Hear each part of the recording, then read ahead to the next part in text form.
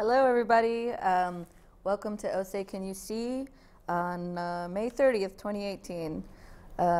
We are here the first, third, and fifth Wednesday of the month at 7 p.m. live, and we also every Tuesday at 6 o'clock reruns. Tonight we're going to talk about kind of like political apathy. I've been hearing more and more lately about people that they don't want to talk about politics. They don't want to get involved in politics. They said it stresses them out too much. They get overwhelmed by it, so they're just leaving it out of their lives. And they really have no idea that every action they do, even ignoring it, is a political stance. And so I just want to touch on some of these things that if you want to be more involved, but you feel like it stresses you out too much, there's some little small actions that you can do. And of course, there's always huge, big actions that that we see on in the news, on television, on Facebook, and all these things that you're like, oh, I could never do that. But there are smaller things that you can do that make a difference as well, and we're going to talk about those. And so, one of the things that bothered me the most is that we seem to be distracted by what's really going on in the world politically. And some of the current American system that we have, the current people in our government are really distracting us by some of the strangest, horriblest actions. And I think they're just trying to divide our country and make people not think that they matter, or even to hate their neighbor, and it just gets really frustrating. So the title of my show is Organized Human Existence.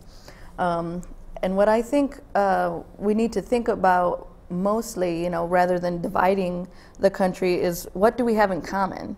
We all want to live. We want our family to live. We want to be healthy, and we want to have shelter and food, and we want to be able to live with our family-wise and with each other.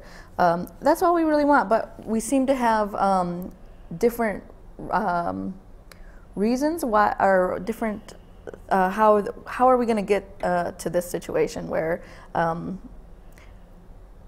are we all going to get happy and get what we need so that our children are safe and things like this. People have different ideas about that. Like one of the things that are going on right now is, with the shootings at the schools, one side says, take away all the guns, and then the other side says, we'll give more people guns and to get rid of the bad guys, and then, so it just becomes, which one is it? Which one is the true option to keep us all safer? Well, it's just a division. So we have to think about these things, and, being nice to your neighbor. Oh, I know my neighbor, he's nice, but that guy across the street, I don't know him very well, and he doesn't smile at me, so he must be a horrible person. But we don't even know, but really he's just trying to do the same thing that you are, trying to live, trying to be happy, keep his family safe. And I think we should focus more on what we have in common rather than what separates us. And I think that we'd be more willing to help our community and our neighbors and our country if we thought about those things that we have in common rather than our differences and separating ourselves. I want to introduce my panel real quick. To my left is Mark Zapotowski, and on my far left is Martha Cooper. They're both going to help me talk about some of the things that you can do to help if you're really confused, and we're just going to touch on some of the things that maybe you're confused about and why aren't you voting. So either of you, if you want to address this, so is it more people just turning their back and they just don't care, or are they confused on how they can actually help? What do you think? Is it more of one or the other, or is it a combination of both? I think people are all over the map. I've been pretty involved. I mean, I have more time than most people do, so that helps a lot. So I've been involved in some issues with housing in Grand Rapids, homes for all, homes for all, and I've kind of kept an eye out what's going on within progressives and, you know, local party and the Democratic Party, that there's, you know, a struggle going on within that. And so I've been watching, and I watch the news a lot. So, but I think that it's emotionally hard, really, and so to pay attention these days when there's so much anxiety in just reading the news every day. Absolutely. I've been hearing that a lot. So people can't sustain that, is what I think. Mm-hmm. And I also think that, you know, it didn't get any easier. Like I said, I have time. So it's easy for me to forget that hardly anyone does. They're busy working and surviving, and it's nose to the grindstone. And, you know, it's like, here we are going, get involved, spend 10 hours of your week, right. You know? And they're going, they don't have it. Yeah, I'm already working 60 hours and have to take care of my family. Plus, you know, emotion's not just finite. You could keep cranking it out. You've got kids that take it, and your relationships and things like that, too. So I think that it's overwhelmed with how things are. I think that the division is pumped up like crazy right now. Yes. Okay, well, the way I see it, the president, the people around the president have brought in a different sort of atmosphere, and they're trying to accentuate the divisions. They're trying to make a kind of hysterical environment. The president says he likes chaos. He likes people who make chaos. They're making political division. They're trying to get a rise, so to speak, out of the other side. And when the other side gets hysterical, they present themselves in a way that then makes their supporters, the more right-wing supporters, get hysterical, because then they can say, whoa, there they go again.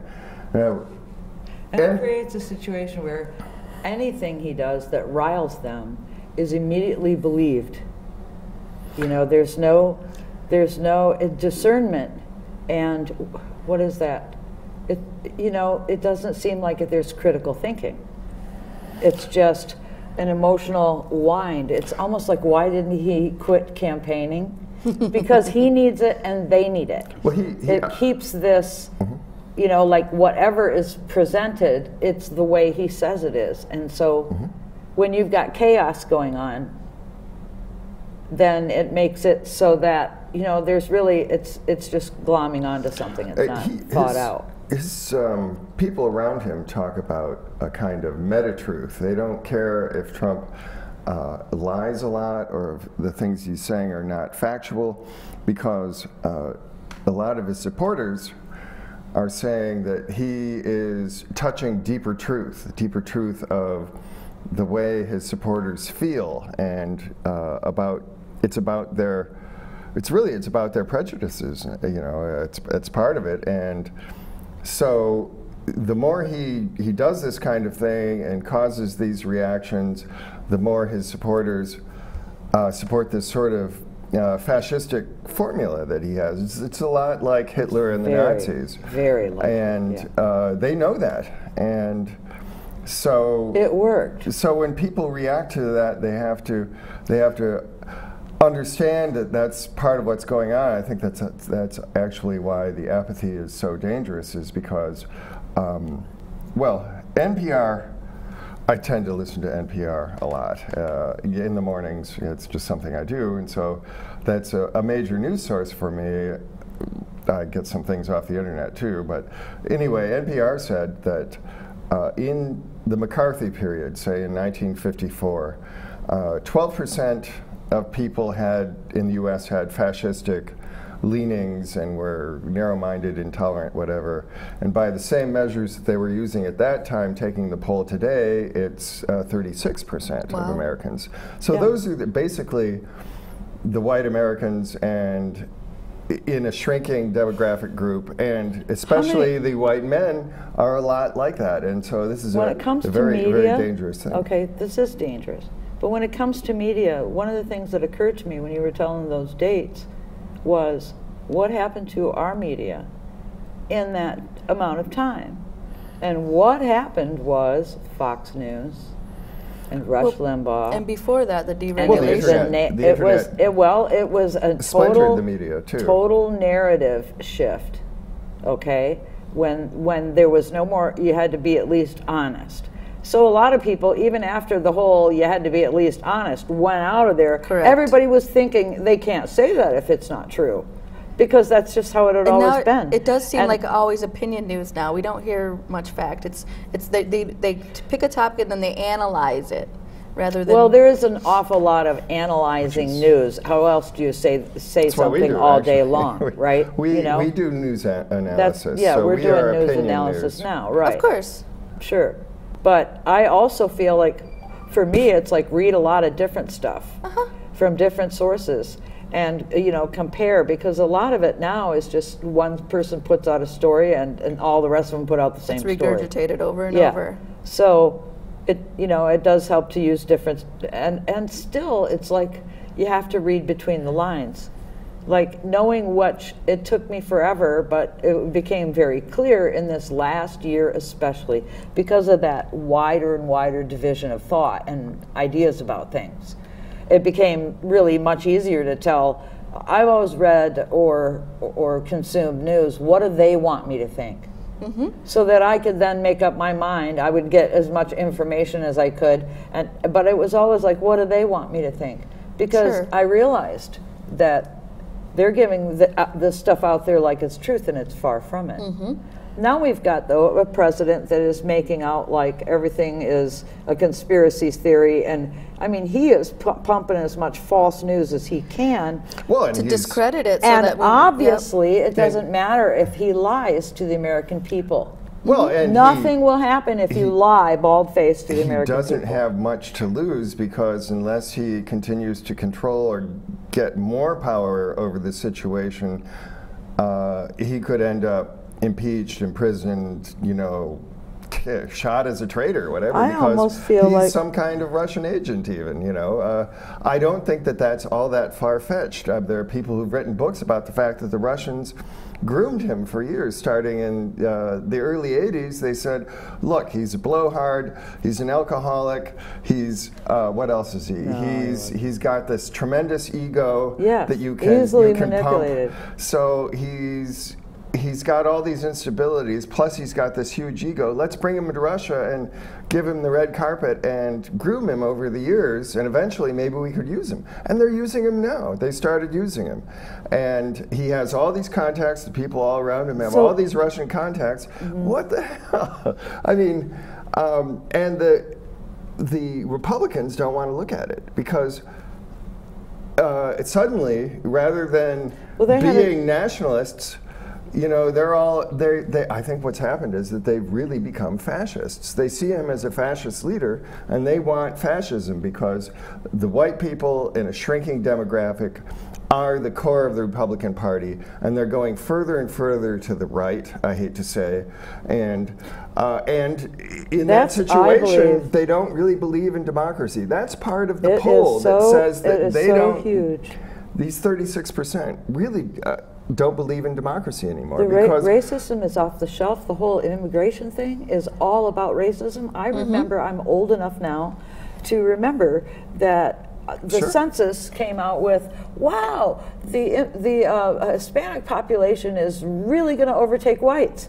And all of a sudden, and then comes 9/11 and everything changed. Sure. It wasn't the natural, what was it, the INS anymore. Now it was the Department of Homeland Security.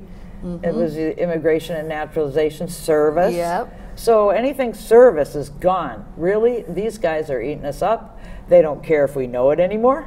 Okay? They're very I blatant. really feel like, and then I believe, sometimes I fear that there's no too far. Yeah, because there's no too far. He would let it be everybody on my side will believe what I say, and if I were to get impeached, I there could have them there riot in the might be streets for- violence. Right. Exactly. Well, And that's what I'm saying. It this seems is- like there's no too far. So Giuliani is now his impeachment lawyer, essentially. So Giuliani's on his team, and Giuliani I was is excited going for a on minute Fox there. and saying, there will be blood in the streets if they go further with this investigation. So he's signaling to the Trumpies that, it might be time to go out in the streets if they start impeaching Trump. Well, I want a signal for everybody to go out in the streets, to tell you the truth. I mean, I just keep going, I look at, I'm sorry, I try to handle it with a little sense of humor because it's unreal. It's almost like unreal. I think I that look at scares Venezuela and all those people on the it's- freeways, and I'm like, I want to do that. It scares people too much. They don't know what to do if there's an upheaval, and I think that's why they don't want to really get too involved as well. Because what happens when we bring down the government? What happens next? Do you really a lot think of people, they think That's the that? danger. I think there are some that are a little worried about that. I think some are excited about it and can't wait, but then there's those that are like, well, what if we push too far and then we actually do have to do something about it? I think it's the Trumpies who are more likely. I mean, they're the ones who are the danger to the constitutional system, because they're the ones, really, the scenario would be that Trump starts getting impeached because he's obviously, he's gone too far, he's taken too much money from the Russians. Everyone around him is like a Russian agent. Eventually, it could really come to bite, and there's some kind of push from Trump to maintain power despite the fact that he's constitutionally being ousted.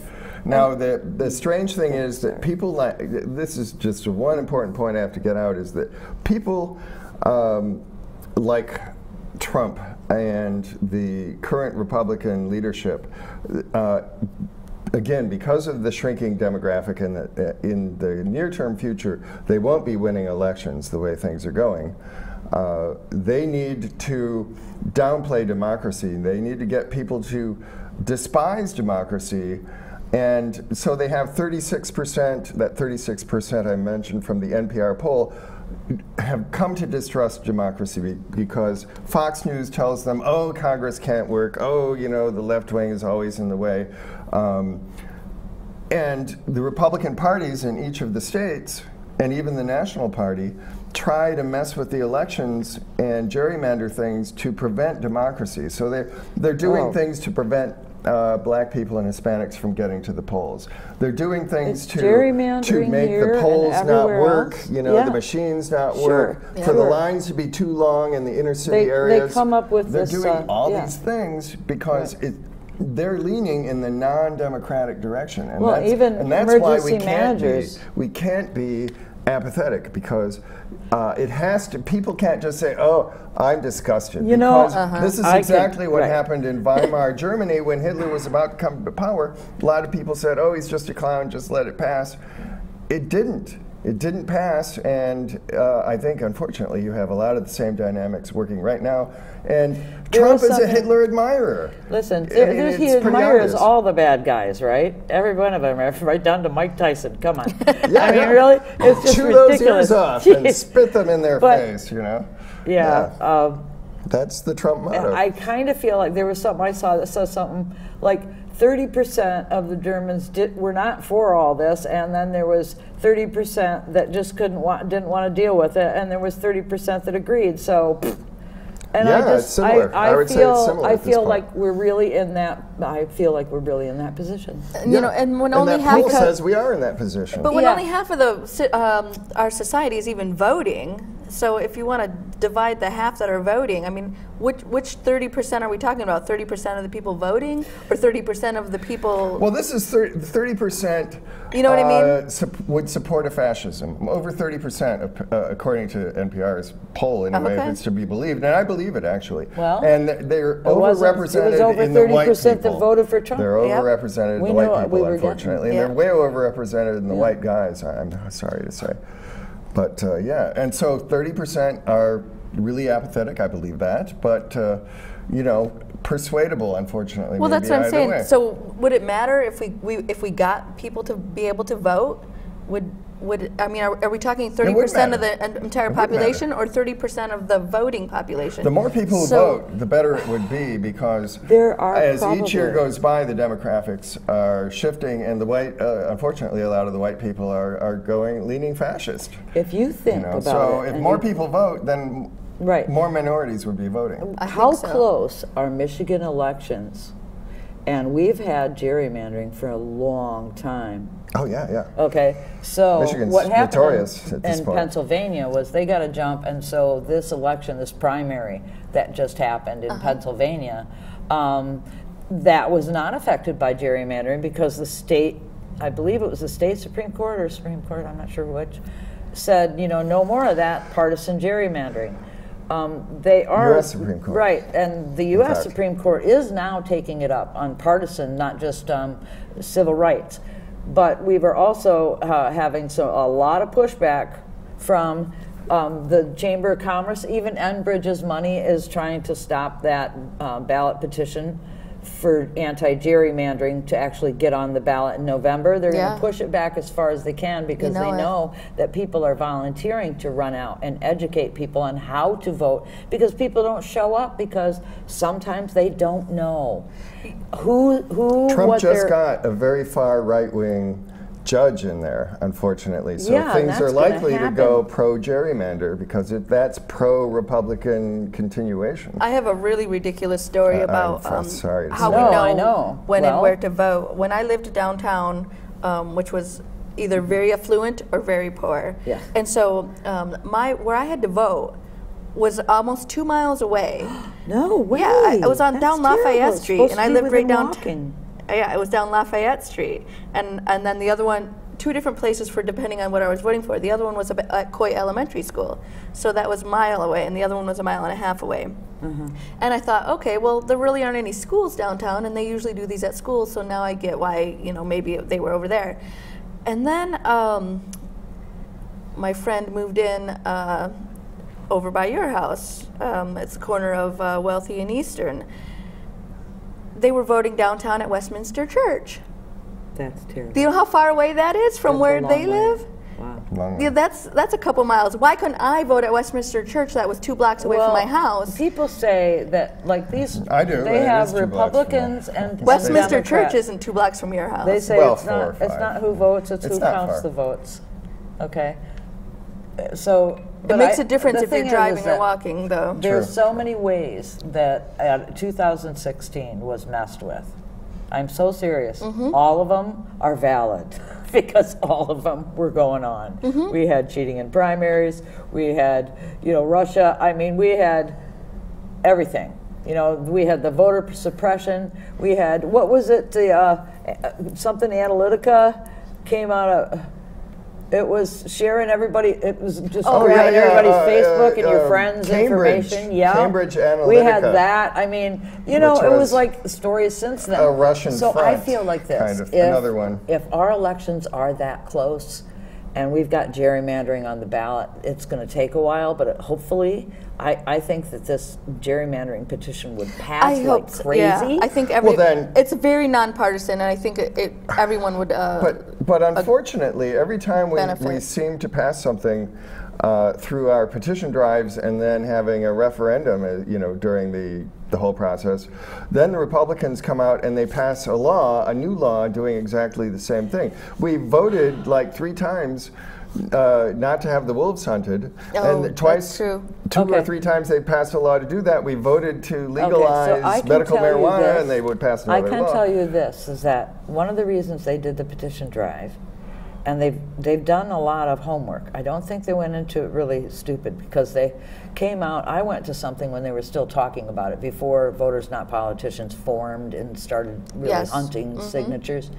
And it was said that you don't want to try to do it by the legislature because they could just change their mind. You want to do it by a petition, because then neither one can change their mind, and it's the Supreme Court that determines the intention of the voters. And that's how that speaks.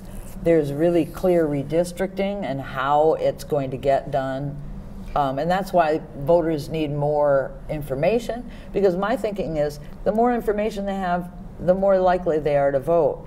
When they are told what's going on, one of the things that blows my mind is like how many people don't vote in county and city, just in doing the Because they don't even Homes for All know. thing. Yeah, and I swear I still want to go find out what's going on at the county. Well, television media is falling apart. Yeah, I mean, but it blows your here we it are on blows your television, but mind. no one's watching. You know so. how much actual taxpayer money is being handed out, and for what, and what's important, and who's favored. Okay, so we've got gentrification going on, and these are things that really hit people's lives in a fast way.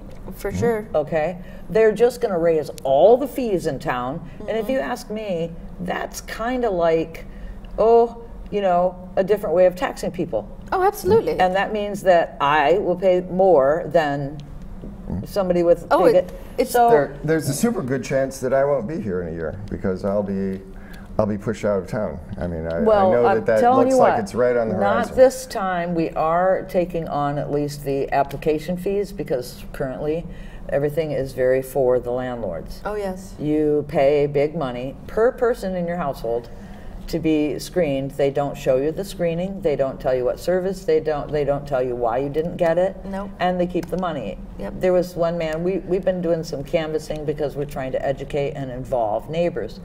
At one point in their Housing Now proposals, they twisted it around to basically give the developers in certain corridors, which just happened to be where the old school redlining went, Oh, sure.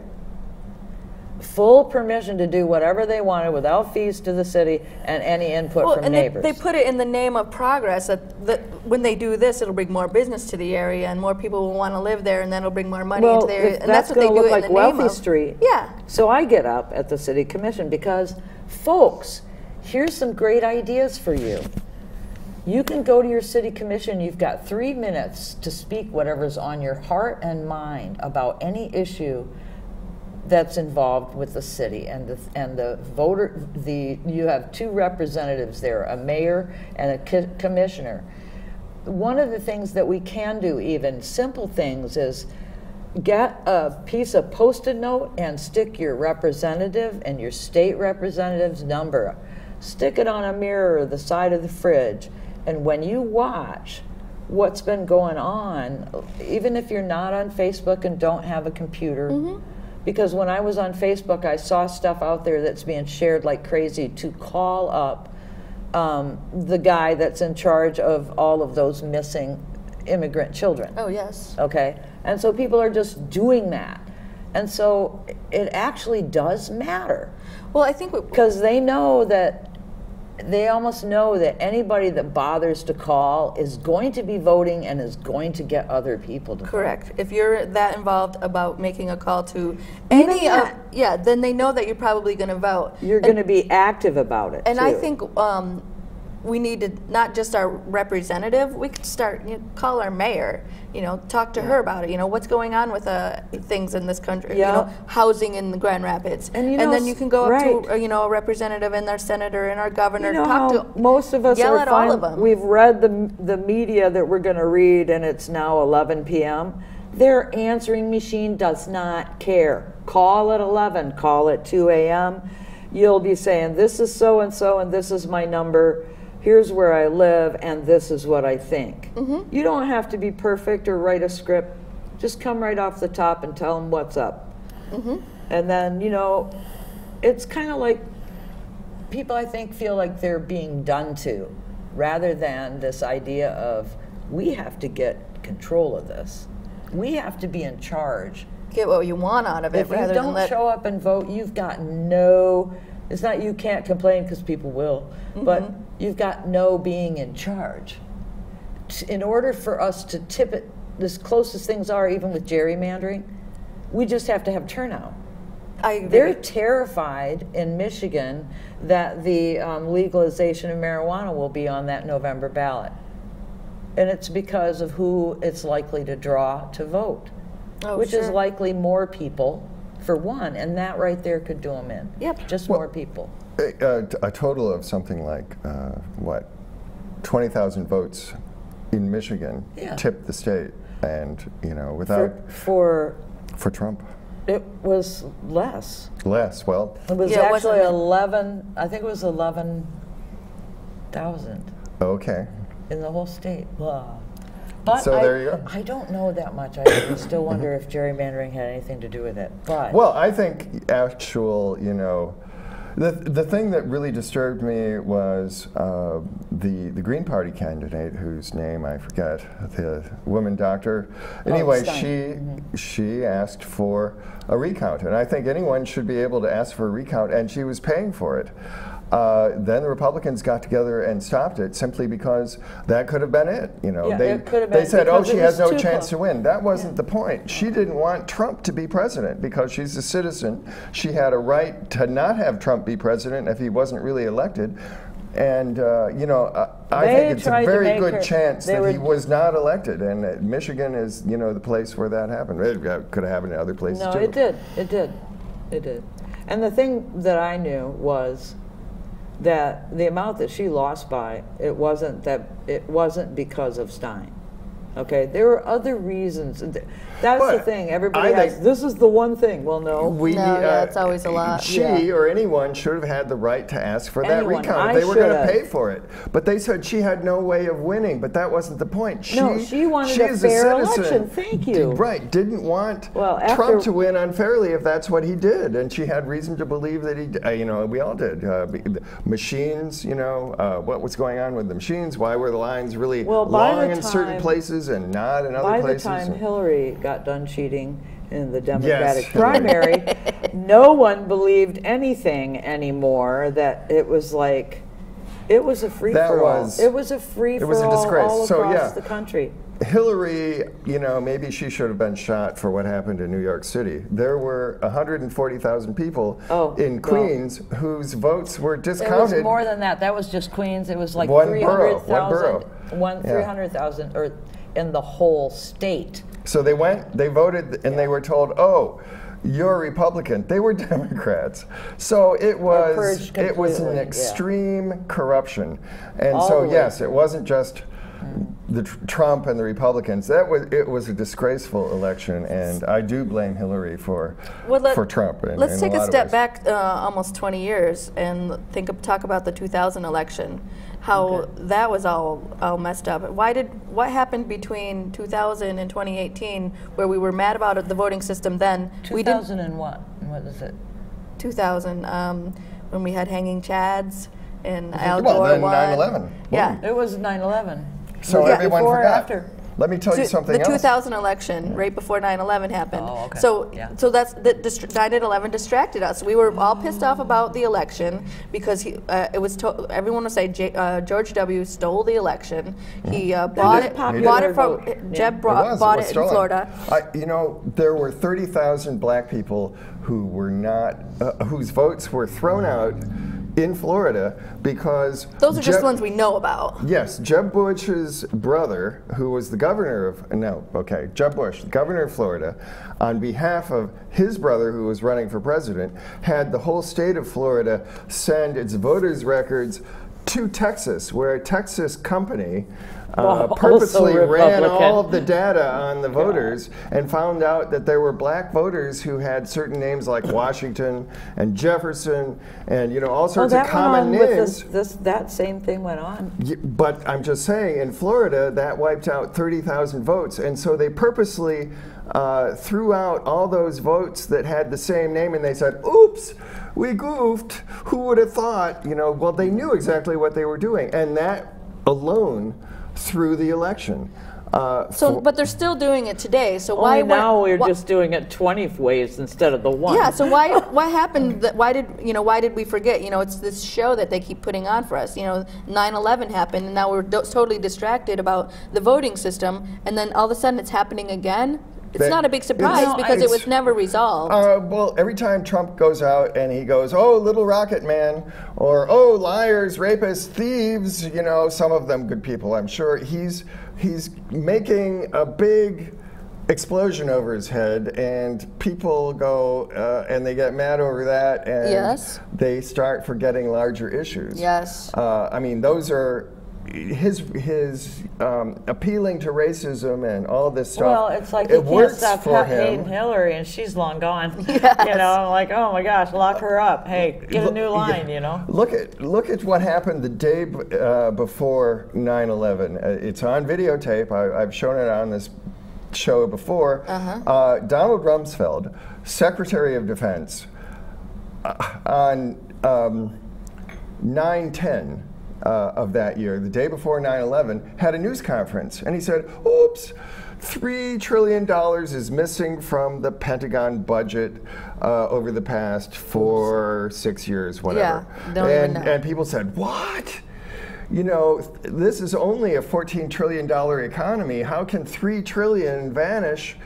And he said, "Oh, it's a big budget." And then he said, "Well, I'll have more for you later." And that was the end. He didn't Never take heard any another questions. word. 9/11, boom. And then no one ever dealt with it again. Guess what? There's another $4 trillion missing just recently that was announced. But guess what? Trump just has to go, And say something liars and racist. rapists are, attacking the border. I'm going to call out the National Guard on the border. And people don't. They follow him and his weird Or tweets just say and something. stuff. Yeah, I was just gonna say something stupid on Twitter, and then everybody's up in uproar. It's like, is Trump really the biggest problem that we have right now? No. Forget about him. Pretend he doesn't exist. What are and they take- doing with some all of that the money? I people- want to know. I Yeah. think it's not. Some of the people he's something hired good. are. It's not Yeah, something exactly. good. Okay. Let's take care of some of those people, those It was like problems. he hires only the best villains. You know? Exactly.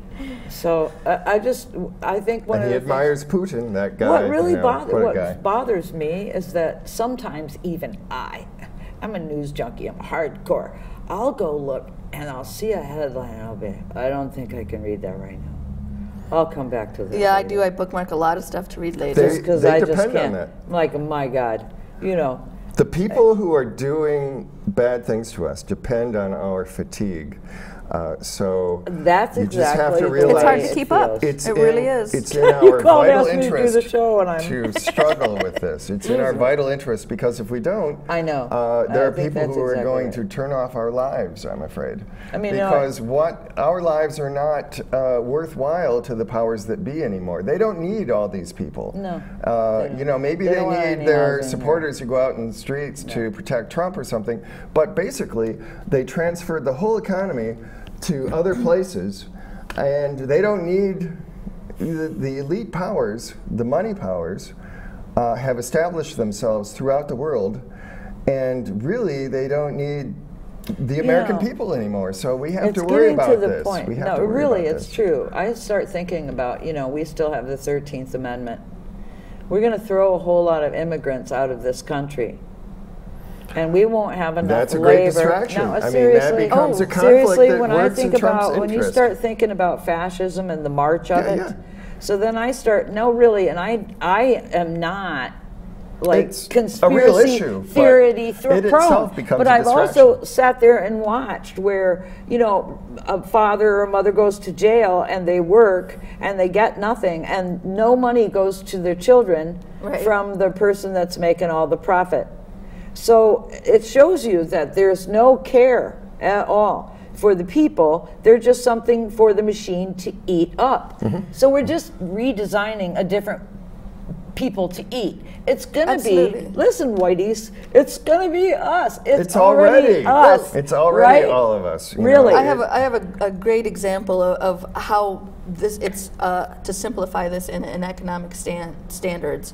Okay, so let's say we get rid of all the immigrants and all the people that are harvesting our plants and taking care of our farms and stuff that we think that we're too good for. What if they all disappeared? We won't be able to survive. We won't have any No. food to eat. But That's- but they're not getting paid. They're not getting paid the value of what they're doing to feed everybody else. If we got rid of all the lawyers today, would we notice? Would your life change? But Certainly not immediately. no. But if we got ran out of people making food for us, we would. Yeah. We get rid of all the Well, people working I at just went to McDonald's a or reward whatever. system. One of the is things that I do, stunted. because I'm trying to be an ally, is I go once in a while to a COSECHA meeting, okay, with this immigration, and I was there last night. In their training, they're not waiting for the Democrats. they were talking, look what happened, 2001, all of a sudden it's the Department of Homeland Security and everything, and how they're talking about what happened. We fought and we marched right before Obama and we all voted for him and nothing. And we're going to have everything we need, and they're basically like looking at the triangle. Here's their triangle of power. You got the 1% and the rich, and right, and then you've got this layer, and down here are the people, and they're like, they're standing on our heads. What we have to do is pull ourselves out.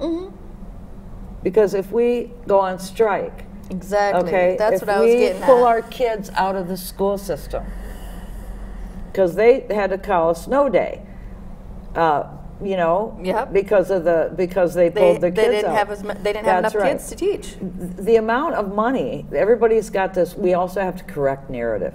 The amount of money that they put in to the Social Security that they'll never get out is astounding. It is. So, yeah, but that's what I'm saying, is that there are people, the people that don't have a roof are so busy surviving, okay? It's the people that are struggling and the people that feel it first, okay? Oh, absolutely. There are folks that are comfortable and they can choose whether they want to be involved or not. It's not at their doorstep if their neighbor or even their niece is getting a box of food every month instead of a way to eat healthy. Okay? Until it's you, and you have to solve that problem, which is what's going on with Gosecha. It's them, and they have no choice but to do something. We're sitting here, even when we're struggling, you know, but we've got people that are working hard, they've got student loans to pay, okay, or they're going to have debt, they're starting families, and they can't live in this city even though they work right here. Okay? It's not a gas station job that person isn't making enough to pay rent. It's several, you know, a lot of them are we're getting to where we've got the served and the servers.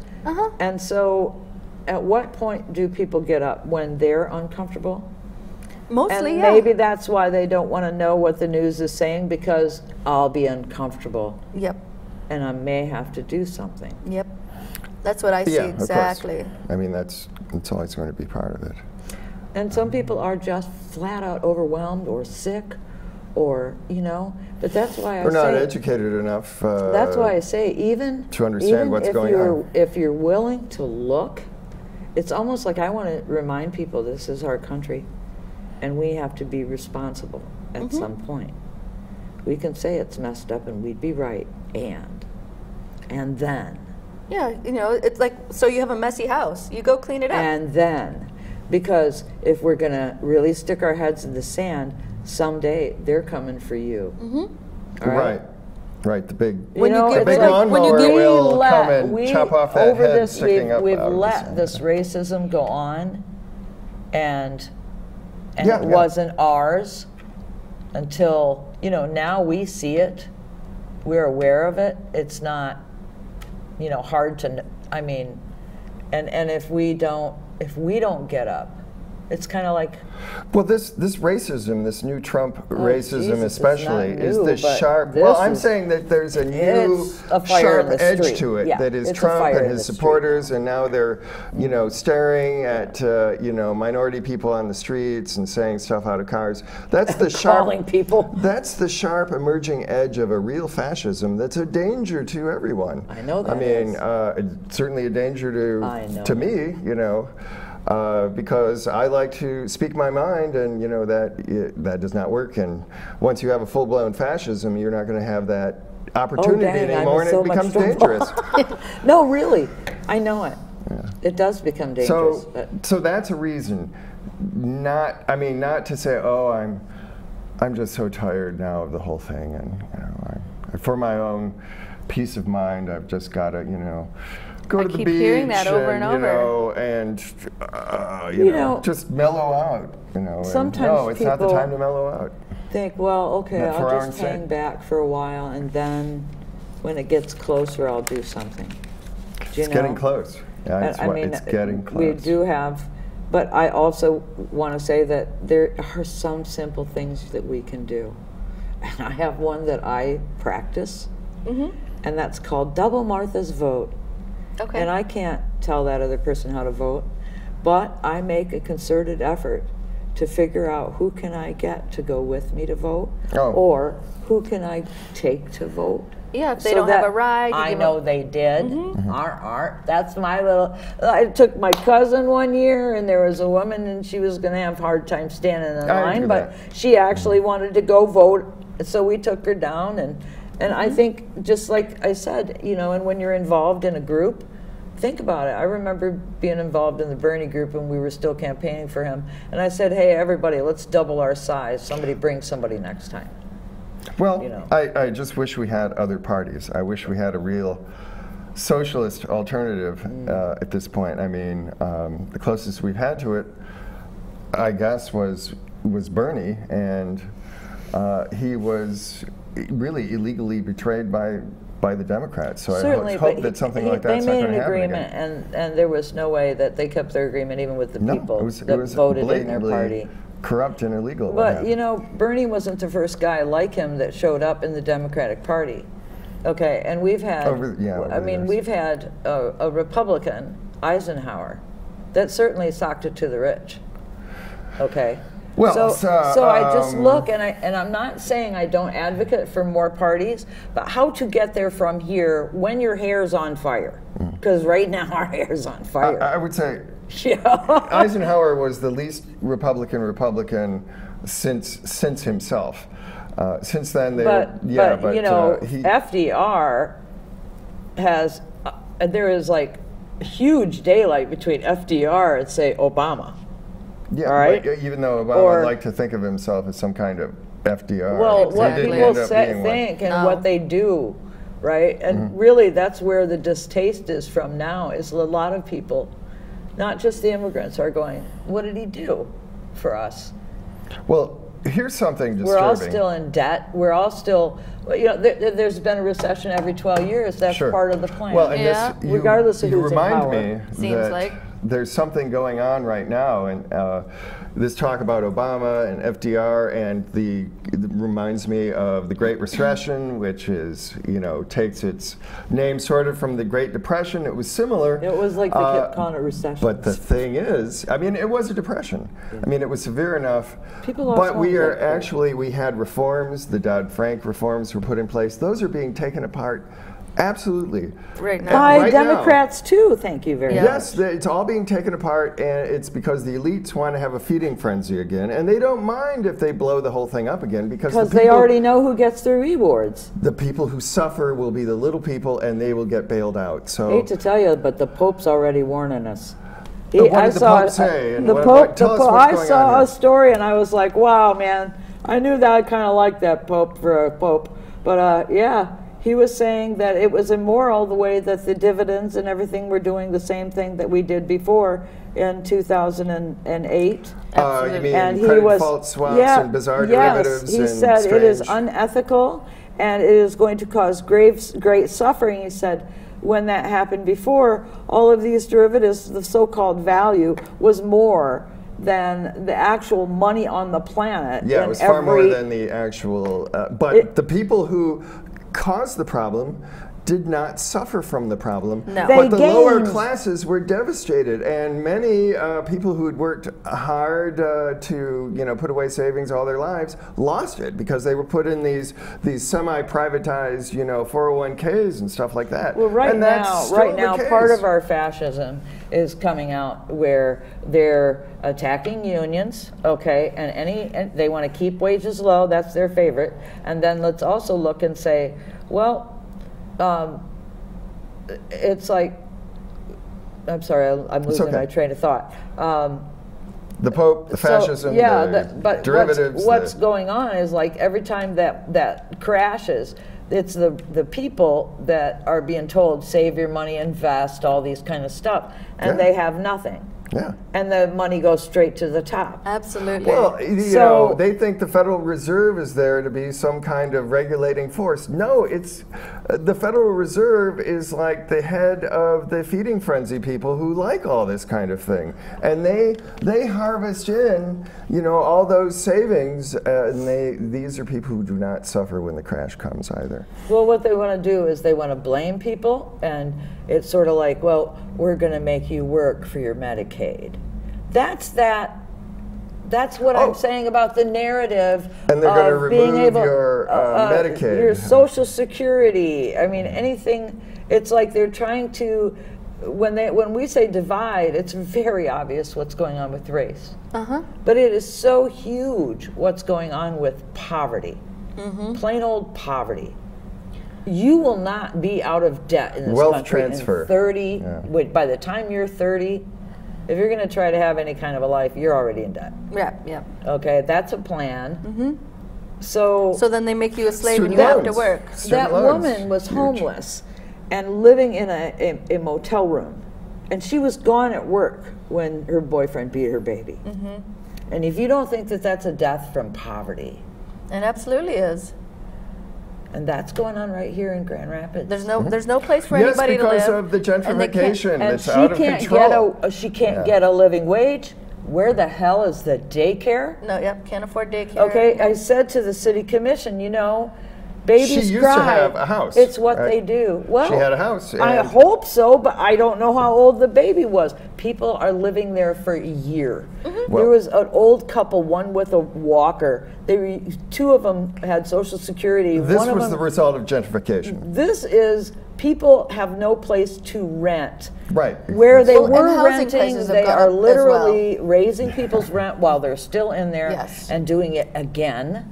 And then if you've got a little old lady living in a 550 apartment, just like someone else I know, had to move because they gave her a 30-day notice because they could raise it. Yep. Some of them are just doing it now in Kentwood because of the problems with the people that got pushed out to Kentwood.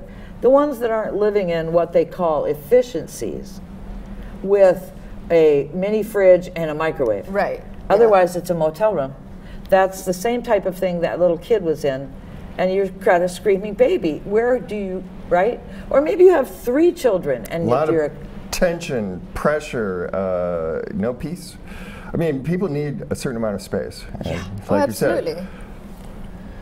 So what's going on is literally they're raising the rent right on people right where they live, right where Correct. they are at. And they can do it even though there's no reason to raise the rent except for just plain They greed. can. of well, and more. then 2 Because months there's later they nowhere raise the else rent to again, go. and if that There's doesn't work, they nowhere raise a else 3rd to time go. within 6 months, and then if that doesn't work, you're just told to leave Well, because we yes. have to do renovations. I think part of it, you know, part of the housing problem as well is that Grand Rapids has been marketing itself and trying to get people to move here for our medical mile area And our other beer. things like that, and our craft beer beer. and all these things they keep advertising. So people are like, oh, well, there must be jobs there if they're advertising that, you know, they're opening up these new breweries. So people are moving in, and that's how we're having a shortage right now. Is that people are moving in, and they try to grab the first place available, and then that's how people Some get pushed Americans are okay with debt. Okay? And we've got medical schools here. These people aren't going to school to come out, with a 2-year degree. They're moving here. out. Correct. And they're moving here with big money, and they're going to go in debt because they're going to make big They money. think they They're are good- with they the think they will. intention of I'm it. just saying, Yeah. okay? So when the schools moved here, they didn't put in new housing. Nope. They are marketing. I know, and it's not a pretty thing to say, but the fact is, they collect income tax in the city. So what do they want? They want higher incomes in the Correct. city. Correct. And that's looking like where we're at right now. It doesn't look as bad yet as LA and Seattle, but it will, because when you look at what happened in could. Seattle and you rewind it, it comes down to land use and zoning. And that's what they're doing right now in Grand Rapids. It's very strange. The next couple of commission meetings are going to be on are going to be on the Affordable Housing Fund, and who's going to be in charge of it? We are agitating for citizens to be in charge. The three of us here might lose our housing in the next Oh, year because the absolutely. pressure is so Easily. intense, and I'm hearing that this really could happen, and you know, Sorry. I don't know what I would do, but I know. I think that I might not even be in this state. You know, I might have to move to another state and A place where it's warm and you can live in a tent. I mean, that, no, I'm serious. That's what I'm looking at. Well, come on. What else am I going to do? I'm not Isn't putting it this beyond fun? the No, possibility. I know, but right now we're looking at little houses. Tiny houses are a big fad. Okay, seriously. Oh, right, micro That's houses. why. But like 10 feet by 10-foot squares with everything you need. You know, like right. and a loft. Yeah, That is, so- 5 foot. But it is, Tall. right now it's the most vulnerable among us. I mean, I sit and I go, I don't know what's going to happen. I would love to get a dog, but that's not happening because, No. yeah. You don't know where you're I gonna just be. look at it like And what do for I do? today. Euthanize my I think cats? I'm that wondering. may be a Yeah. lot I of might what's have going to. on. If you don't know where you're I going to might live. have to ask the vet to give me a discount on destroying my animals, rather than have them, But running yeah, around and starving so- and living. you So then know, you're I- living your entire life, not your entire We life. can't do it. The whole fear thing would just drive you off the. Well, And that's we what can they're- talk that's about what they intend on. what we should do, but I'm just saying that things are very serious.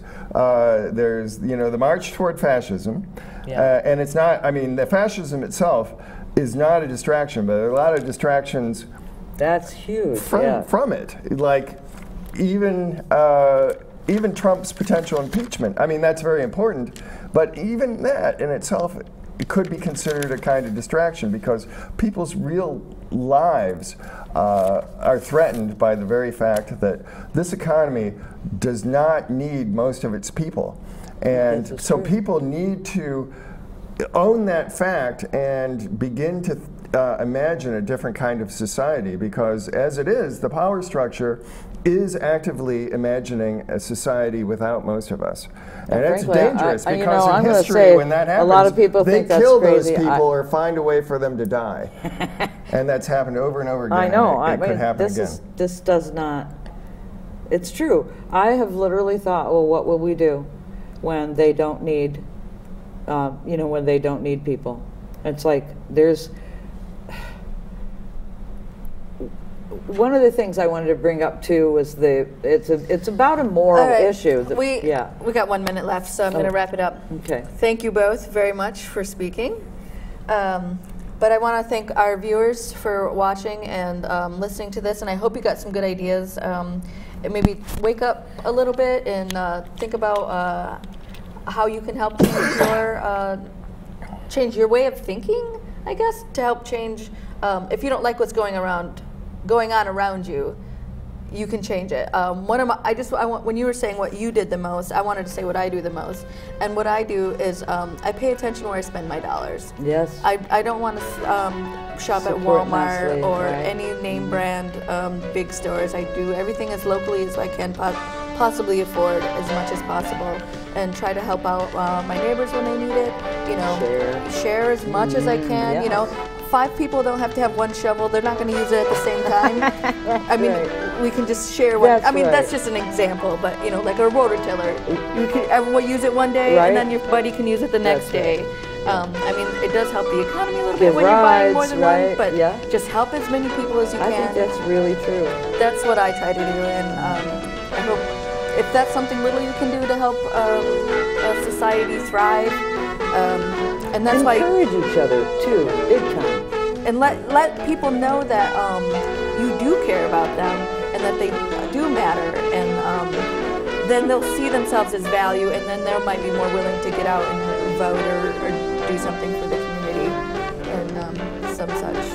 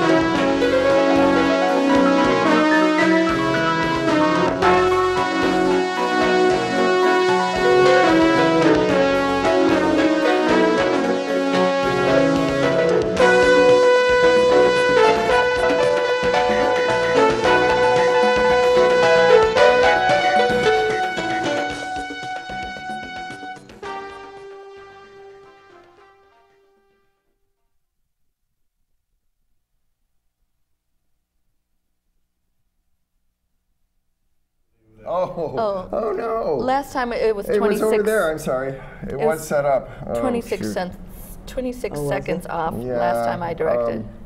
So I think okay. we're good now. But Yeah, I had it set up. I'm sorry. I didn't get it to you. Yeah. All right. Cool. Thank you. Dick. All right. I forgot to show you how to change the Beans. graphics. Oh, come on, open. Don't tear to my put shirt. your name in the Rollins. I don't care. So, I could not care less. are you going home or are you going to go to Kale's Corner? We're going home. Okay. Lily can't go to the bar yet. Oh, that's good. We're gonna rock with some tacos is what we're gonna do. You're gonna rock with tacos? We're gonna go to El Globo and do Yeah, I'm gonna go. Okay. I am. These are cool chairs. I like them.